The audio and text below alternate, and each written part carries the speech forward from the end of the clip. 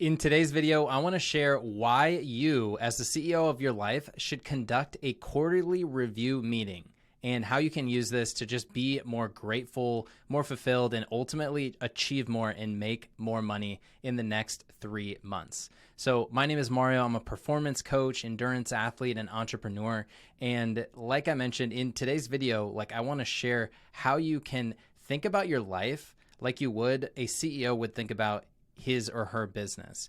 Because I did a post recently where I talked about how I think it's really helpful to think of yourself rather than your title of, I'm a trader, I'm a financial advisor, I'm a VP of sales, rather than thinking about it that way, thinking of it as I'm the CEO of my life. Because when you think about it from that perspective, you think about it almost more holistically and you don't put so much of your self-identity into your career. And so if you are really the CEO of your life, then what that means is you would probably have some meetings in place to review what your goals are and to reflect on how you've done and where you've fallen short. And then also how you can set yourself up for success for the next quarter. So that's exactly what I'm going to talk about today. And the reason why this is timely is because it is the beginning of October. In my mind, I always think about my life in terms of different quarters. So the first quarter, January, February, March. Second quarter, April, May, June. Third quarter, which just ended, that's July, August, and September. And so that means if you're watching this, when I record it and when I publish it, it is the beginning of October. And so that's the beginning of the fourth quarter.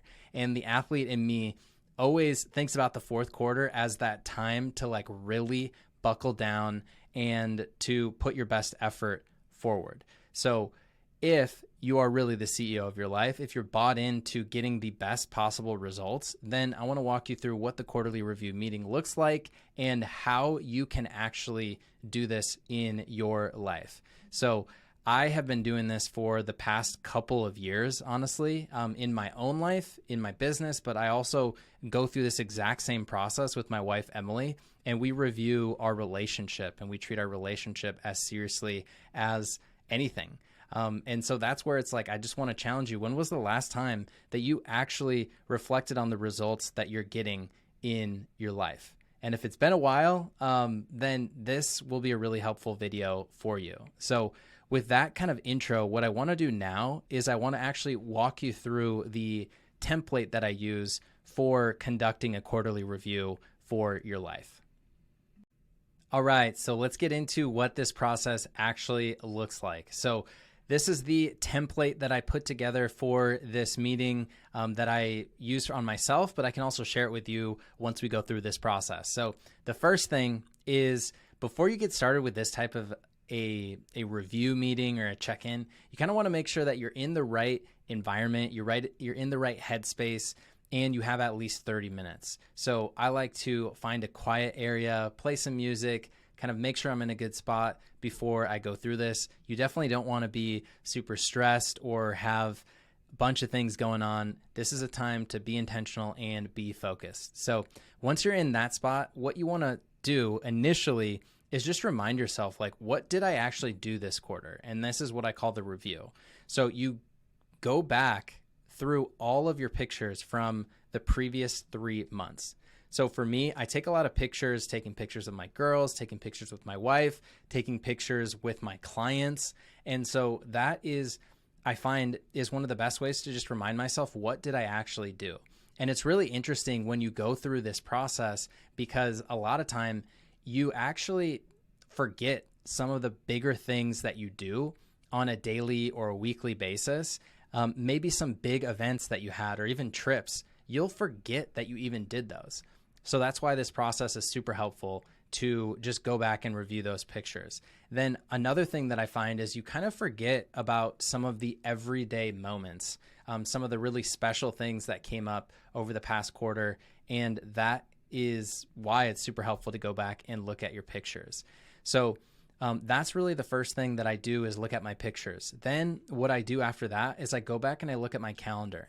When I look at my calendar, that's mainly from a business side, because I notice certain meetings that I had with clients, certain meetings that I had with other organizations, and I find that this is a really helpful process. So that's kind of what the first part is. It's just really to remind yourself, what did I actually do this quarter? And then the first thing that I really try and focus on is, what did I do well? What are the things that I did a really good job of this past quarter? And another thing that you can do, I mentioned that I've done this with my wife, Emily, from our relationship side. If you're kind of doing this as a couple, you can start by focusing on what are some things that we did really well as a couple. If you're doing this with your team at work, you can also focus on what are some things that we did really well this quarter. And that's kind of the first part, because what you want to do is you want to build on the things that are going well and keep like your focus on that. So that's really what the first section is all about. And then from there, you kind of start to focus on what are some things that did not go well. So I like to ask the question, what didn't go as well as we would have liked? Or are there any areas for improvement? So that is kind of the second section, because it's through reminding yourself, what did you actually do? Looking at what are the things that went well, looking at the things that didn't go well, that you can actually improve your results. If that's in work, if that's in your healthy habits, if that's anything that came up, that is really what the process looks like. And it's only after you've focused on what did you do well and what do you need to improve on that you can start to look ahead. And that's where the last section comes in. So this is where I start to look ahead at the next 3 months, and I play out all the way through the rest of the quarter, October, November, December. What does success look like for the next 3 months? From a business side, what does success look like for me individually, from my health, from my faith, for my family, for my learning, from my mission? You really want to try and get in as much detail as you can, starting to think about, what does success look like? That is a way to be super intentional with your focus heading into the next quarter. And then once you start to identify what does success look like, you really want to break that down into different action plans and steps. So this is what the process looks like from a very high level. Kind of make sure that you're in the right headspace, set aside at least 30 minutes, review all of your pictures, focus on what did you do well, what did not go so well, and then you look ahead at the upcoming quarter, the upcoming 3 months.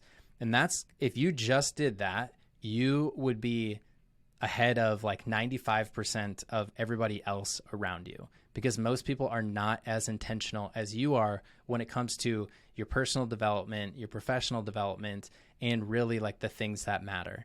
But if you're looking for even more detail, you can start to ask yourself some of these different questions. And these questions kind of fall underneath the different buckets that I have here, but a couple of things to reflect on after you've kind of reminded yourself what you did this past quarter. What are 3 great things that I made happen this past quarter? 3 things that I learned about myself, 3 things that I'm grateful for, the main thing that I could have done better this past quarter. Those are really good review and reflection questions. And then I find even like rating myself on a scale of 1 to 10 in these different areas helps me just be very real about where am I at. And so I give myself a score of 1 to 10 on each of these different areas, and then I add it up and I get my score. And then from there, I'm able to look ahead to the next quarter and start to focus on, what are the most important projects that I'm going to be working on? What are the most important or major events that are coming up? And then really start to boil it down into final goals and clear and concrete goals. These are the things that must happen. These are the deadlines that are absolutely coming up. And then these are the best ways that I can prepare and show up to win this quarter. So I guarantee you, if you go through this process and kind of adopt that mindset of the CEO of your life, and you really try and think about, what are the things that I did well? What are the things that I didn't do well? And you go through this process, you're going to be much better positioned to have a successful quarter and have just a more fulfilled, happier, higher achieving life. And I know that's ultimately what you're after. And that's why I wanted to share this video. So, as I kind of bring it back to you, I really do want to challenge you to go through this process in the next week and review your past quarter, the past 3 months, and really try and set yourself up for success over the next 3 months. And if you want access to this template, just comment on the video or send me a DM on Instagram and I can send it over to you. I put this together because I use it, but I also want to share it and make it as easy as possible for you to complete this activity. So let me know if you want access to that. And thanks for watching, and I'll see you in the next one.